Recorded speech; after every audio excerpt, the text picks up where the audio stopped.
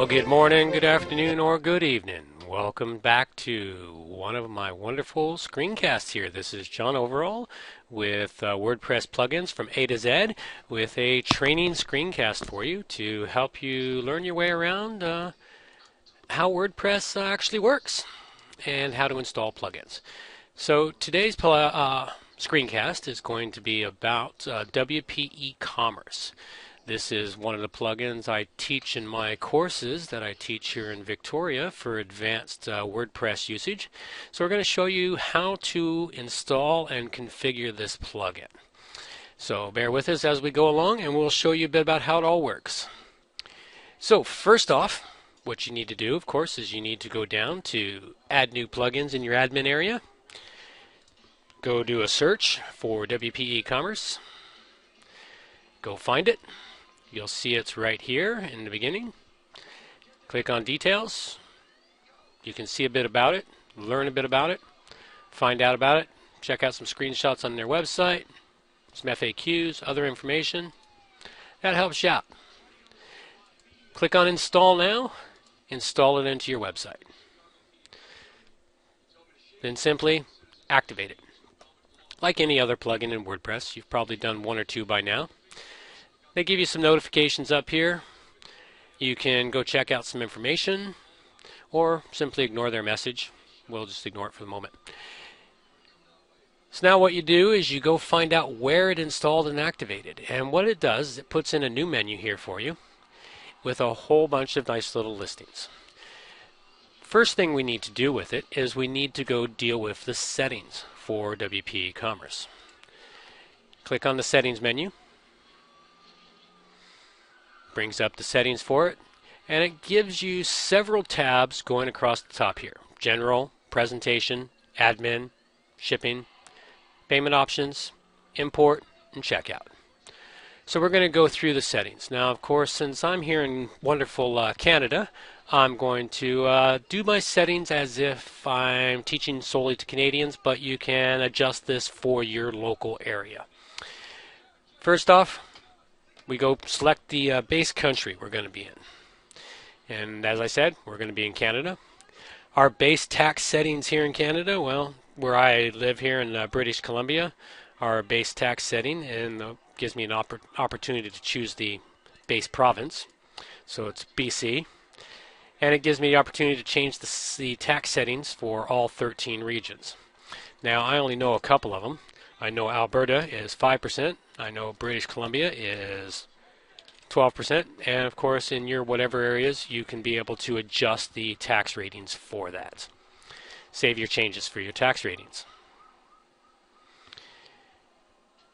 Now, you go down tax included in prices or not. Now this is a choice. If you include your taxes in your prices, then you have to make sure you subtract those taxes when you do your government reporting. In my opinion, it's better off to not include it in prices because people should know that they're paying the government money. They're not. I'm not giving them a break and paying it for them. So that's what you want to do. Your target markets. You can target markets all over the world. You can select them all or none, and then go choose a couple of choice markets. I'm going to target Canada and the United States is what I'm targeting for this setup here. RSTU, there it is, USA. Currency settings. Now, since this plugin is obviously designed by Kiwis, we're going to change it from the New Zealand dollar to the Canadian dollar, which will be somewhere up the list, and of course your country will be varying along the way. Currency sign location depends on how you like it. After with a space, before with a space. I like it just before. Hide decimals in products pages? No, I want the decimal point there. Once that's done, click the update for it. Now we're going to set the presentation settings for this plugin. Presentation settings, it's going to help you determine what kind of button type you're going to use. An add to cart button or hide the add to cart button. I like the add to cart button. It generally works much better than just the straight to the shopping cart.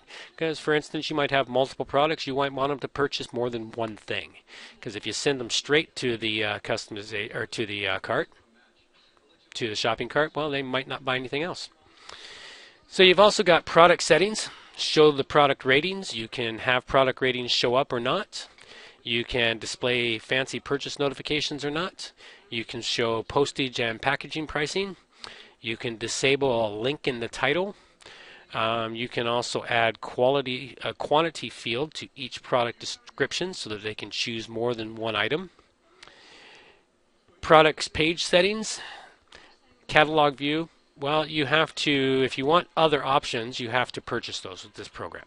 So we're going to be stuck with the default view.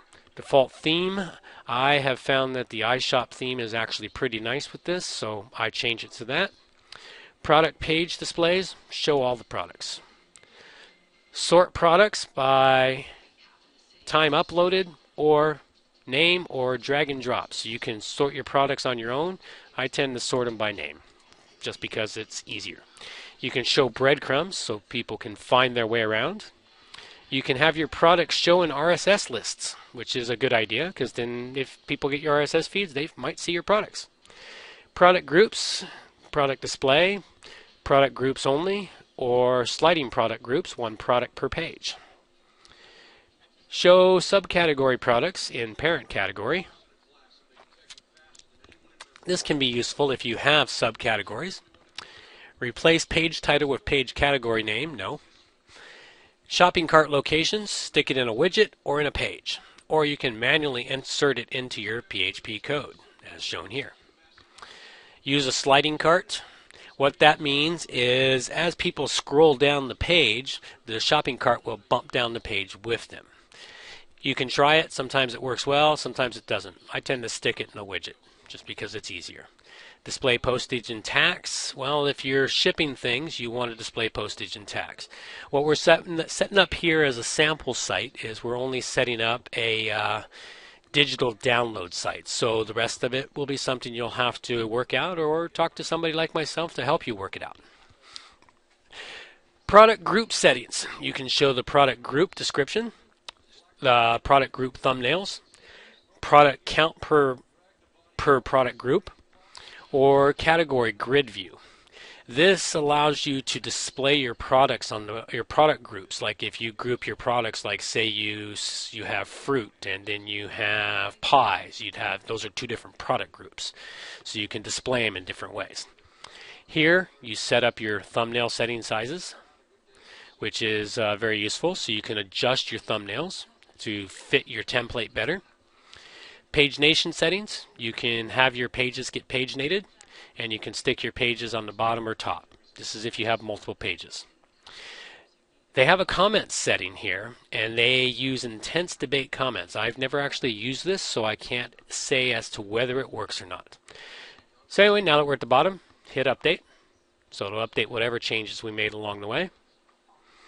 Now you'll notice this other thing here, theme customization. It's talking about your theme files have not been moved, and until your theme files have been moved, we have disabled automatic upgrades. What this does is until you take your theme files from the default setting area and move them to a nice safe place, they won't allow you to do an automatic upgrade, which is a good thing because what that would mean is if you automatically upgraded, you would overwrite any theme settings you made, which can be a pain if you adjust them. So this is something you may or may not do. This is not something we're going to cover right here at the moment because it is a bit time consuming and it's a bit more of an explanation that's needed for setting up the cart. So now that we're done there, go over to the admin area. And in the admin section, since we're setting up a digital download, we're going to set it up to max downloads per file. We're going to set it to 2. If you do sell digital products, it's probably a good idea to set it to 1 or 2 because what this does is when they purchase your product, it gives them 1 or 2 chances to download your product. After that, they have to contact you. What that does is that sort of slows down the spread of them spreading it around to all their friends. You know, it may or may not work, but it does help. Lock the downloads to an IP address. This is always a yes. The reason being is you want to make sure that whoever buys it is actually the person downloading it. So they can't just buy it and then send it off to their email their buddy 2 states away and say, hey, download this, I just bought it. They'd have to download it, send it to their buddy. The other one is check mean types on file uploads. This is a great thing to do because what it does is it examines the files as they're being uploaded to prevent you from uploading malicious file accidentally. So that's a really good idea. Purchase log email. This is a good thing to have here. This is where you put your email address so that purchase logs are emailed to you. Okay, and then the purchase receipt reply address, same thing. So when purchase receipt, they know who it comes from. The name it comes from, you'd put your store name here. Okay, and then you'd put your terms here.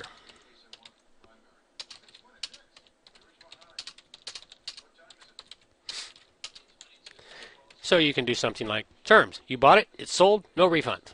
Especially with digital. Digital downloads, almost 100% across the globe, people do not get returns on that. Because it's digital, once they download it, they can't return it. You can't guarantee they're returning it. You can't guarantee they're deleting it. So no returns. Simple. Purchase receipt, you can customize the message that goes into the receipt. They give you a default one to go with. Admin report, this is a report you as the administrator will get that tells you that a product was purchased, shipping costs, the price. You can also add more information there for yourself. Track and trace the settings. You can track and trace emails. You can track this is so that if you have shipping, you can automatically set a tracking ID from the shipping companies. Like if you use Perlator or FedEx or whatever, you can have it automatically tag the tracking ID here and mail it to your customer. The URL settings, this is the URL locations of your product list, your shopping cart, and your transaction details. These are all default settings on here, and unless you make changes to your default settings for your permalinks, you never really need to change this. This is really quite good. If you do change it, you have to click this link here, fix product group permalinks. And of course, click update. Now shipping. We don't do shipping, but we're just going to cover it really quick and briefly here. So you can see that shipping is asking you how your settings, if you use shipping, I'm not going to use it. You can set your base zip code, postal code that it shipped from. You can have ShipWire settings, enable free shipping discount, and then you can use shipping modules. There's different shipping modules, and they have additional shipping modules that you can purchase, like Canada shipping, New Zealand Post, blah, blah, blah. So those are all useful. So we're not going to play with that. Payment options. This is where you can set your payment gateways. They have some built-in gateways automatically. And the first one, of course, that most people use is PayPal. PayPal Standard. If you have PayPal Pro, you enable it. When you're setting it up, you enable the manual payment test gateway. They also have Google Checkout, ChronoPay. Those are the base ones. So once you got one set here, you update it. Now, if you've got to configure it, you go over here, manual configure test gateway. There probably is, a couple of settings here, payment instructions for people to mail stuff to you if that's what you're doing. PayPal, you go in here and you would set up your PayPal settings, and you can set it to send shipping details, the URL for PayPal. Like if you're first setting this up, you'd use the PayPal sandbox address and use your sandbox information here. And then they have down here forms that are what form collection stuff is sent off to PayPal. And this is similar for the other gateways. So since we're not actually going to use PayPal here tonight, we're just going to leave that the way it's set up. Now import. Now suppose you want to import a whack load of products. Maybe you're moving from one shopping cart system to this. If you export all your information as a CSV from the old shopping cart, you can then re-import it here as a CSV and get your products instantly set up and organized into your system. Save you a whack load of time. Checkout. Now these are the options for people checking out. You can force users to register on your website before checking out. If they do, you must allow user registration. You can lock tax to a billing country. You can disregard billing state for tax calculations. You can enable shipping, the same as billing option. You can use the billing country for shipping unless shipping form is present. So, and then these are the forms that are the form information that's collected during the checkout process.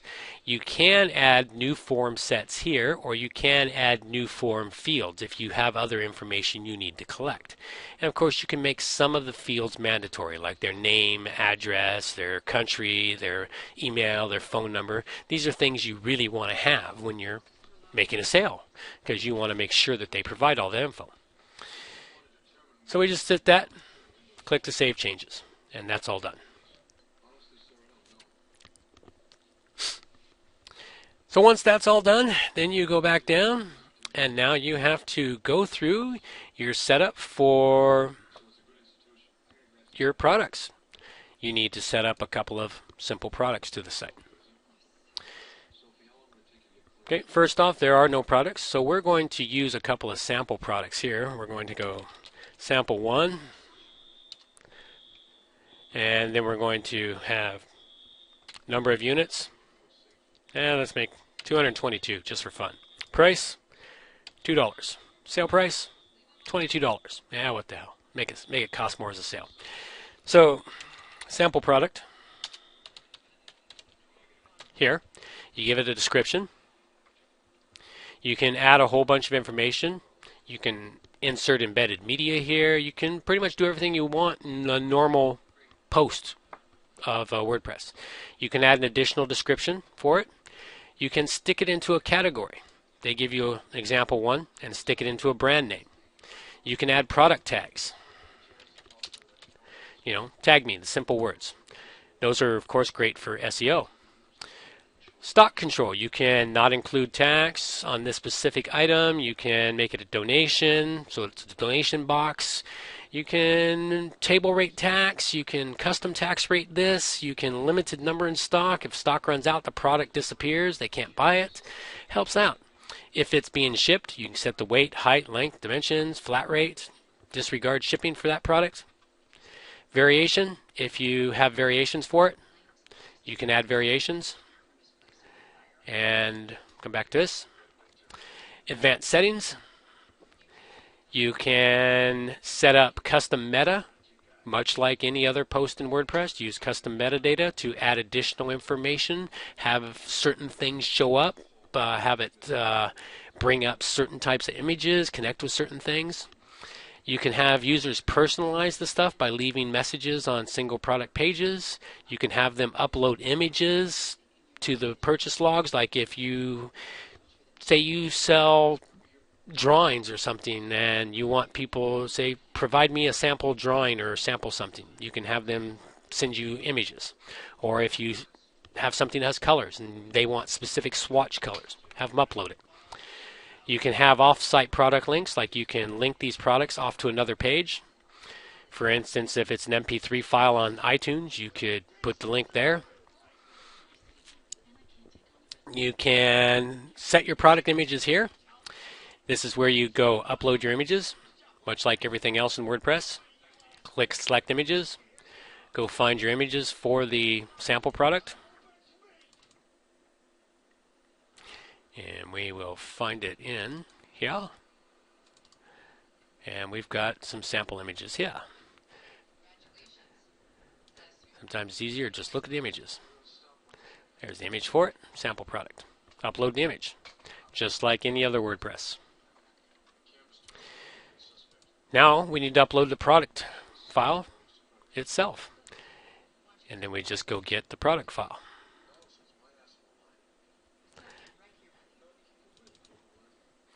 Find the product file.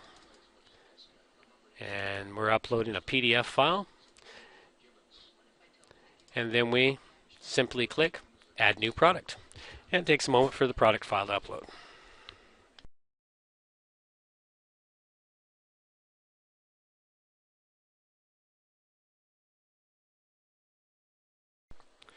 Now while that's uploading, we'll just sort of sit here and cover off a couple of other things.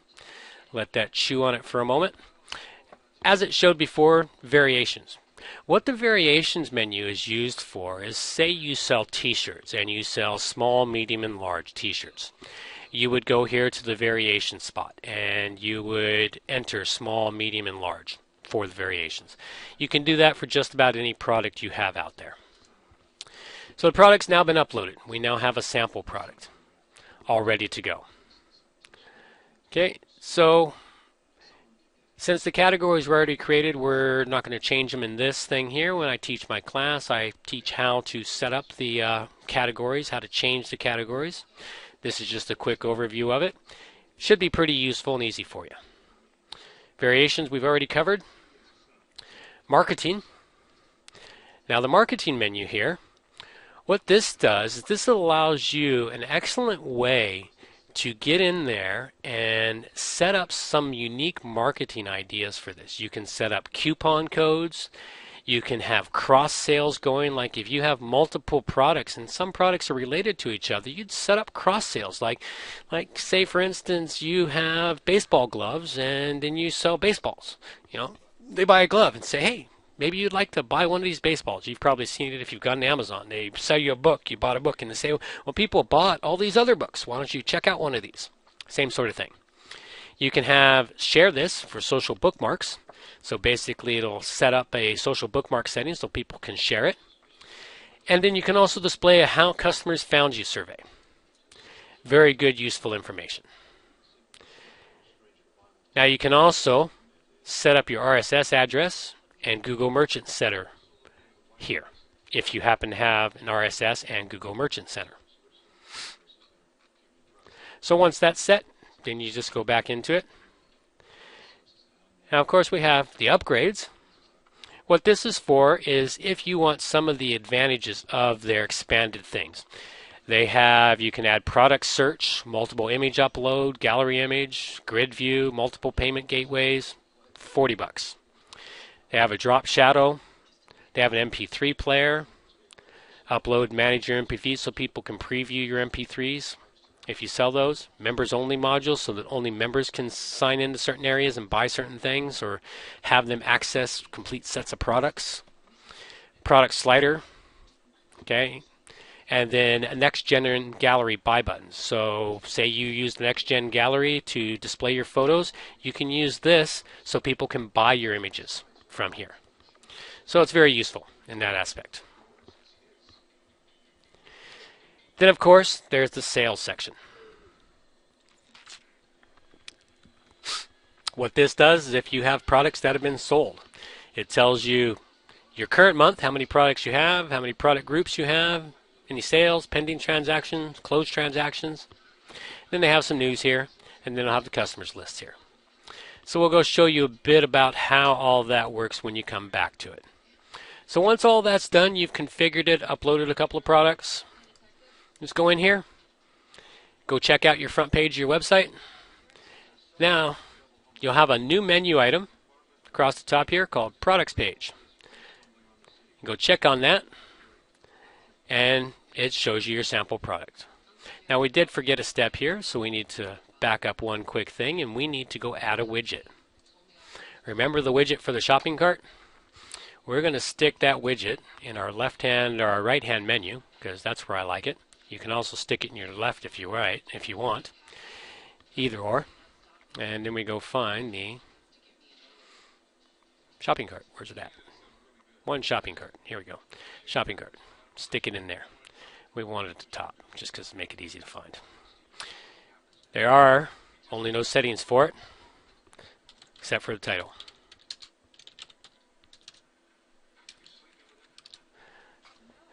Save that.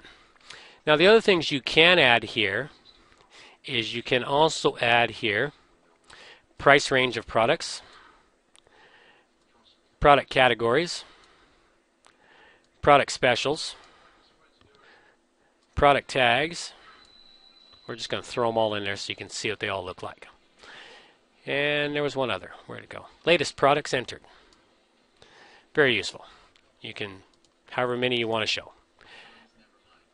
And there was one other. Where'd it go? Nope, that's it. Being delusional. So once that's done, we go back over here, refresh the page. Whack. All the new stuff. Nothing in the shopping cart. The latest product added. Product price range.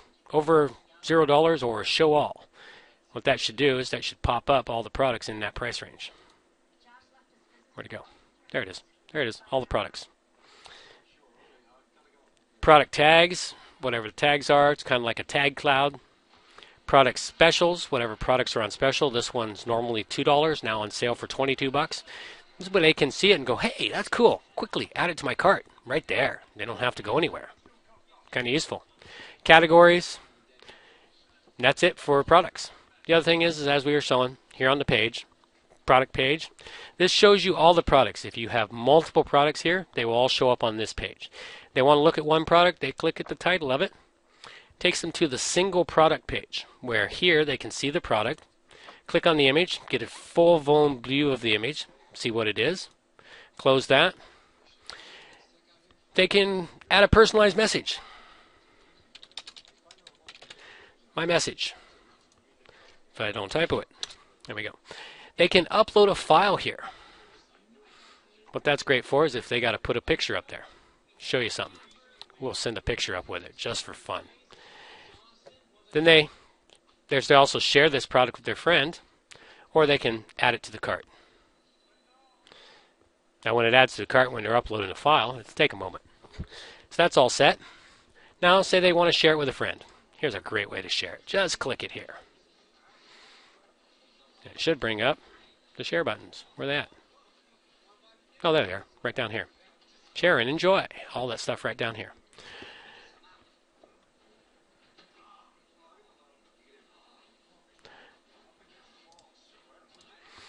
So, once that's done, they're purchasing it, they would go to their checkout over here from the shopping cart. In their shopping cart, they would have to fill out all their user information and details here. Manual gateway, agree to your terms and services. Realize, okay, yeah, I'm buying these products. A couple of bucks a piece. $4.48, blah, blah, blah.